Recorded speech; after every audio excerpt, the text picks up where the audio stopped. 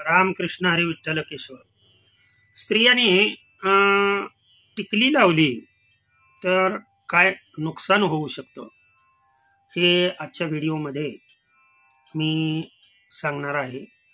मग बऱ्याच स्त्रियांच्या मनामध्ये हा प्रश्न आला असेल की सर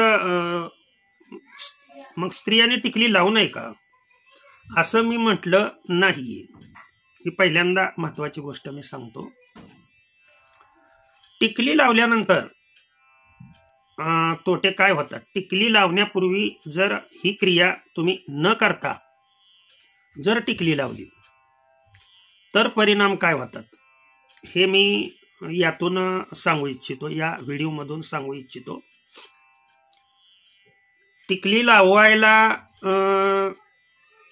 अजिबात बंधन नाही. अगदी मुलीपासून लग्न झाल्यानंतरही लक्षात ठेवा. परंतु त्यापूर्वी काही क्रिया आहेत. एक म्हणजे अगोदर टिकलीचा दोष मी सांगतो. टिकलीच्या पाठीमागच्या बाजूला जो टिकली चिकटण्यासाठी जो पदार्थ लावलेला असतो त्याच्यामध्ये केमिकल्स असतात. या केमिकलचा त्वचेशी डायरेक्ट संपर्क आल्यामुळे लक्षात ठेवा, जिथे तुम्ही टिकली लावताय त्या ठिकाणचा भाग जो आहे तिथे गज करणं, नायटा किंवा तो भाग खाजवणे असले प्रकार होतात. जुन्या स्त्रिया कुंकू लावत होत्या, परंतु कुंकू लावण्यापूर्वी अतिशय महत्वाचा पदार्थ त्या लावत होत्या. तो पदार्थ इतका महत्वाचा आहे, लक्षात ठेवा. आपल्यासाठी मध किती महत्वाचा आहे तेवढं सांगा मला.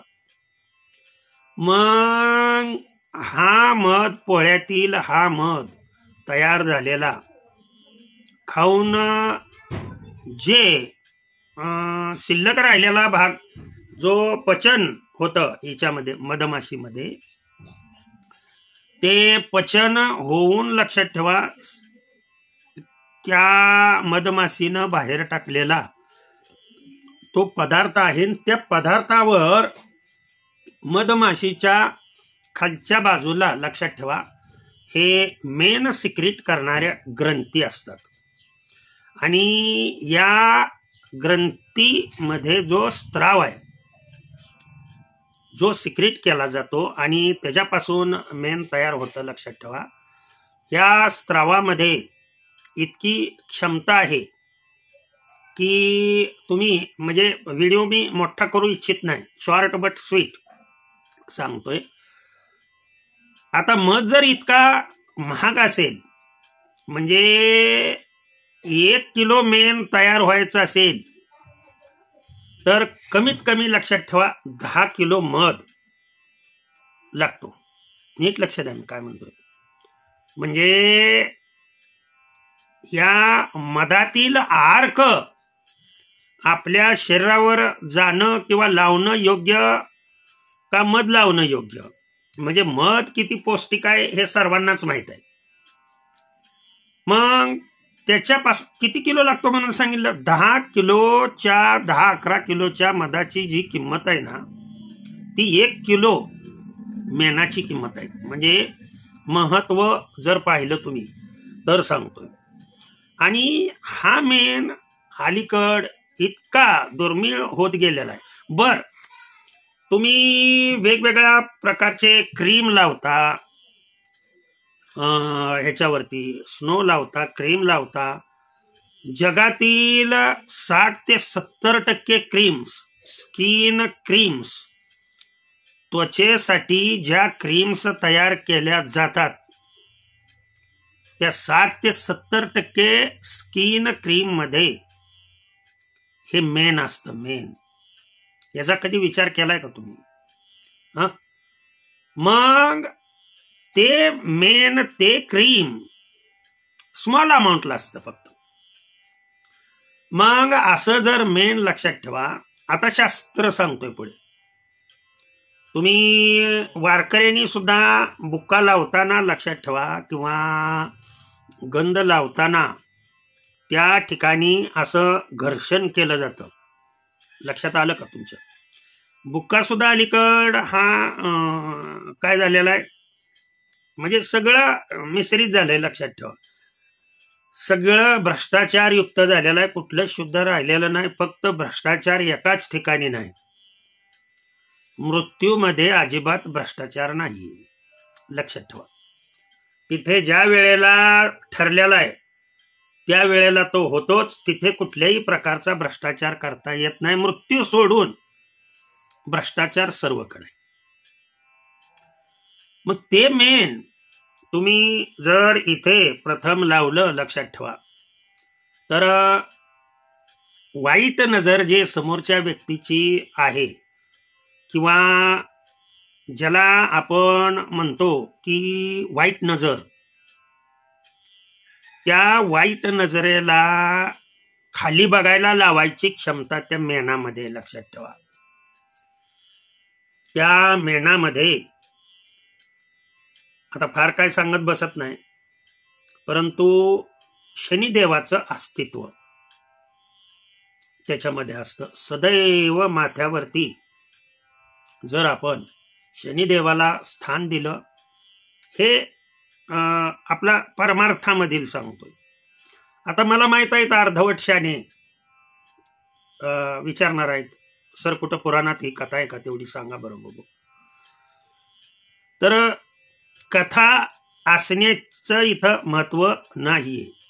जे महत्वाच्या गोष्टी आहेत ते मी सांगतोय. ज्यांची श्रद्धा आहे त्यांनीच हे करायचं, लक्षात आलं का तुमच्या.